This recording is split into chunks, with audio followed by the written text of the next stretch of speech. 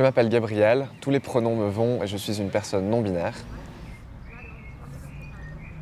Dans la vie, je suis photographe et je suis aussi artiste en général. Je fais de la musique, je touche un peu à tout ce qui est médias, etc. Je suis quelqu'un qui préfère dire que je n'ai pas de genre. Si on me pose des questions qui vont là-dessus, je suis un peu en mode qu'est-ce que ça fait, qu'est-ce que ça change? Parce que je ne pense pas qu'en aucun cas on devrait absolument forcer les personnes à réagir, à interagir d'une façon particulière en fonction de leur genre ou à s'habiller d'une façon particulière en fonction de leur genre. Pour moi, ça n'a aucun sens. J'aime bien avoir la possibilité d'être moi-même et d'être qui je veux, quand je veux, sans que forcément on vienne m'imposer des stéréotypes, quels qu'ils soient. Je suis quelqu'un qui a une apparence assez androgyne, mais ça n'a rien à voir avec ma non-binarité. Être androgyne, c'est une morphologie naturelle qui apparaît tout le temps, enfin genre partout. Et c'est pas quelque chose qui me définit dans ma non-binarité, mais c'est quelque chose avec lequel j'aime jouer. J'aime parfois avoir des apparences qui seraient plus facilement catégorisées comme des apparences féminines dans la tête des gens ou masculines, en fonction des jours, en fonction des envies, etc. Je ne ressens pas le besoin de m'habiller d'une façon particulière pour paraître non-binaire. J'ai même l'impression que si je commençais à faire ça, ça me replongerait dans les stéréotypes que j'essaie d'éviter. En fait, il n'y a pas de stéréotype non-binaire pour l'instant, mais faudrait pas en créer, quoi. Les stéréotypes masculins, les stéréotypes féminins me dérangent et je pense qu'ils sont beaucoup problématiques pour moi et pour probablement d'autres gens aussi. Et du coup, je voudrais pas qu'on m'associe ou qu'on me force là-dedans, pour la non-binarité non plus. Je pense qu'au fond de moi, j'ai toujours été quelqu'un qui ne s'identifiait pas du tout au genre masculin qu'on m'a assigné à la naissance, mais qui s'identifiait pas non plus au genre féminin. Après, la raison pour laquelle ça m'a pris autant de temps à réaliser que j'étais une personne non-binaire, c'est que c'est quelque chose qui est extrêmement mal documenté et qu'il faut apprendre par soi-même en fouillant sur Internet ou en ayant les bons amis au bon moment. Parce que jusqu'à très tard dans ma vie, je ne connaissais même pas en fait la non-binarité tout court, je ne savais pas que c'était quelque chose qui existait. Pour moi, on m'a vraiment enseigné qu'il y avait les hommes et il y avait les femmes et ça s'arrêtait là et qu'en plus, ça devait forcément être lié à nos organes génitaux, ce qui est complètement débile aussi. Je pense qu'à partir du moment où j'ai vraiment appris ce que c'était que la non-binarité et j'ai vraiment compris ce que c'était, ça m'a pris très peu de temps à comprendre que je l'étais moi. C'est vraiment quelque chose, j'ai trouvé ça et j'étais là genre, ah ouais, c'est moi. Je suis là, pour une fois, je suis là. Et c'est marrant parce que c'est ça qui est drôle dans ma non-binarité, c'est que ma non-binarité c'est un peu genre repousser les genres et n'appartenir à rien. Mais j'ai réussi à me retrouver comme existant dans l'envie de ne pas exister. Je sais pas comment expliquer, mais genre j'ai réussi à trouver une communauté de gens qui pensaient comme ça, de la même façon que moi. Et au final, c'est marrant de se sentir inclus et genre parmi un groupe de personnes en essayant justement de rejeter ce genre de choses. Je sais pas comment expliquer, mais... Et c'est aussi le fait de pouvoir choisir d'être non-binaire. C'est pas quelque chose genre, qu'on t'impose, c'est quelque chose que tu choisis. Enfin, tu l'es malgré toi. Mais si t'as pas envie de t'identifier à ça, t'es pas obligé. C'est ça le truc. Et si t'as pas envie de genre t'associer les choses qui sont associées à ça, t'es pas obligé non plus. Et ça c'est beau. Le genre, c'est vraiment une construction de la société qui, pour moi, n'a pas beaucoup de sens. Je pense pas qu'on devrait forcer les gens dans une case, en fait, qui parfois ne leur correspond pas du tout. Dans la société, on vient nous imposer un style de vie en fonction de notre genre, et ça, c'est inadéquat. C'est pas cool. Je pense que si on arrive à déconstruire le genre complètement et qu'on arrive à s'en défaire, en fait, on peut, au passage, résoudre plein de problèmes de sexisme, par exemple, que beaucoup de gens vivent au quotidien. Il y a le fait qu'on nous force, en fonction de comment on est, à s'identifier à quelque chose et à faire apparaître visuellement qu'on appartient à cette chose. Et après, on va venir, en fonction de ça, nous forcer à faire un certain type de métier, à faire certaines activités ou à ne pas faire d'autres activités.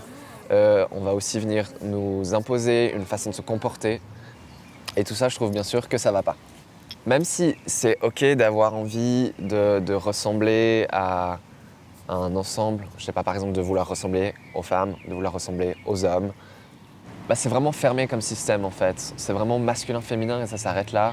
Et comme j'ai dit, on nous apprend dans la vie qu'il y a vraiment que ça, alors qu'en fait, ah ouais, je sais pas.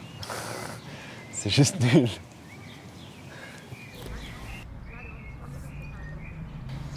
J'ose vraiment espérer qu'on arrivera une fois dans un monde où on arrête de forcer les gens à s'habiller d'une certaine manière et qu'en fonction de comment ils sont donc après habillés, qu'on force les personnes à avoir certaines activités, qu'on force les personnes plus tard à avoir un certain métier, qu'on force les personnes à juste, dans la vie, s'exprimer d'une façon particulière ou qu'on force les personnes à jouer un rôle en fonction de comment ces personnes sont habillées, ce que je trouve nul.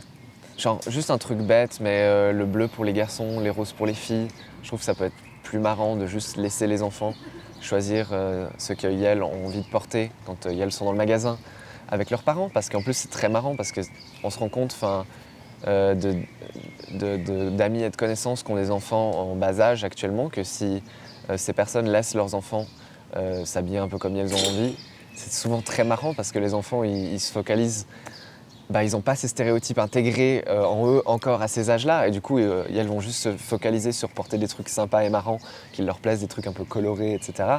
Et rien que ça, je pense que c'est un progrès qu'on peut faire. Ça, c'est un conseil que je peux donner aux jeunes parents, c'est de laisser un peu les enfants vouloir faire ce que les enfants ont envie. Et pareil pour les jouets, que les enfants puissent choisir des jouets qui leur plaisent, que ce soit les classiques, les Barbie ou les voitures, on s'en tape. Genre, si on pouvait aussi arrêter dans les magasins d'avoir toujours les deux sections séparées. Et si on pouvait juste aussi, je sais pas, par exemple, je pense aux jeux vidéo, où à chaque fois, les compagnies qui font des jeux vidéo ont toujours leur public cible dans la tête et vont cibler le jeu en fonction de ça, alors que c'est juste nul parce qu'ils pourraient juste faire un jeu qui va dans tous les sens et où il se passe ce qui se passe, quoi, sans qu'on soit ramené à ces idées de genre tout le temps.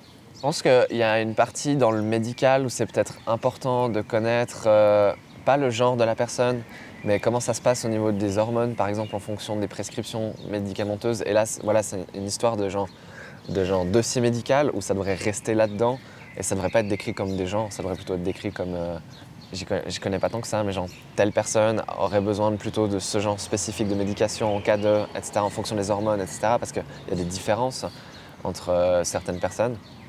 Et il y a aussi tout un spectre intersexe en fait qui est tout à fait ignoré et qui est médicalement actuellement pas reconnu, ce qui est inadéquat.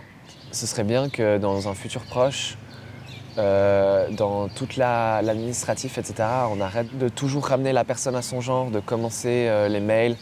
Même quand j'ai discuté avec l'ERACOM, l'ERACOM est vraiment très fier dans leur mail d'écrire en inclusif, mais juste derrière, ils vont me parler, commencer leur mail adressé à moi par monsieur, alors que à aucun moment j'ai stipulé qu'il fallait dire monsieur, ils ont juste estimé qu'avec mon prénom c'était comme ça.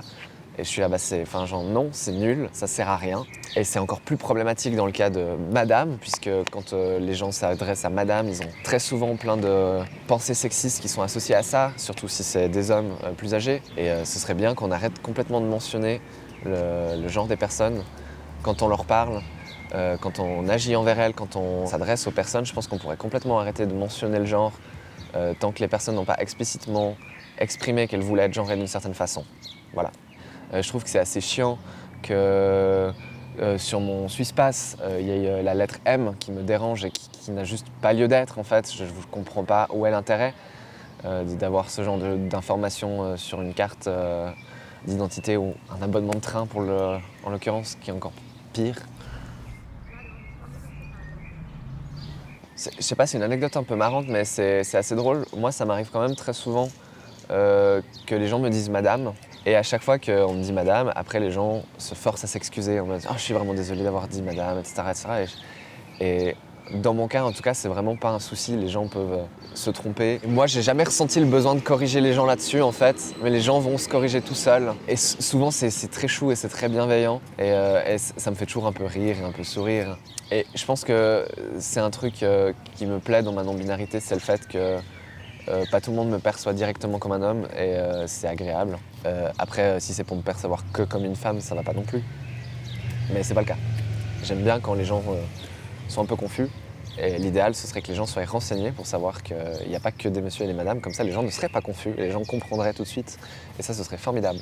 C'est vrai qu'actuellement, dans la langue française, il n'y a pas de troisième option qui est vraiment établie et renseignée, malheureusement. Mais ouais, ça, ce serait bien aussi qu'on ait un parler qui soit plus inclusif naturellement. Une langue française plus inclusive. Je pense que si vous vous posez des questions sur le genre, c'est que vous pouvez automatiquement vous considérer non-binaire en fait. Il ne faut pas avoir peur de se considérer comme ça. Est-ce que les gens ont vraiment peur de ça? Je sais pas. Moi, je pense qu'il y a quelques années, j'aurais eu peur, ouais. Aussi, il y a tout le concept de fluidité de genre et de la possibilité de se sentir des fois complètement femme et des fois de se sentir complètement homme et des fois de se sentir ni l'un ni l'autre et des fois de se sentir tout en même temps. Et c'est ça qui est beau, c'est que si vous êtes dans une période où vous vous sentez homme, eh ben vous êtes dans une période où vous vous sentez homme et vous ne devriez pas complètement devoir questionner votre vie entière. C'est pas parce que tout d'un coup vous vous sentez homme que ça veut forcément dire que vous n'avez pas le droit de vous être senti femme à un autre moment et que ça veut pas dire que plus tard vous n'allez pas vous ressentir femme. Je pense que ça peut être important que les gens comprennent que le genre ça peut être fun aussi. Actuellement c'est vraiment un truc qui nous est imposé et qui est encore une fois assez problématique à mon avis parce qu'il engendre plein de problèmes partout. Mais le genre ne devrait pas être quelque chose qui nous est imposé comme ça et devrait pouvoir être quelque chose de, comme je dis, un peu fun. C'est un peu la philosophie de... Je vais dire ce que Dorian Electra avait dit.